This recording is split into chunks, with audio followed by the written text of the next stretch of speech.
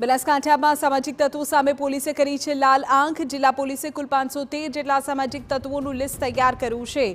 અંબાજીમાં 18, દાંતામાં 8 અને હળાદમાં 9 ગુનેગારોનું લિસ્ટ તૈયાર છે। તો 5 ઇસમના ગેરકાયદે વીજ જોડાણ અને 3 ઇસમના પાણીના નળ કનેક્શન કપાઈ ગયા છે। લુખ્ખા તત્વોને ગેરકાયદે દબાણ પર ડિમોલિશનની કાર્યવાહી।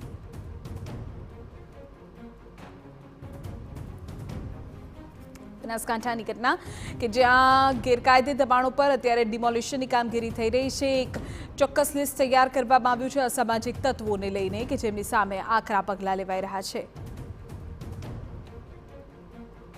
ગેરકાયદેસર પ્રવૃત્તિ કરતા હતા એમના નળ કનેક્શન કાપવામાં આવ્યા છે। અમુકના વીજ કનેક્શન કાપવામાં આવ્યા છે અને 3 જેટલા ઇસમોના જે ગેરકાયદેસર દબાણો છે એ દૂર કરવા માટે રિપોર્ટ કરવામાં આવ્યા છે।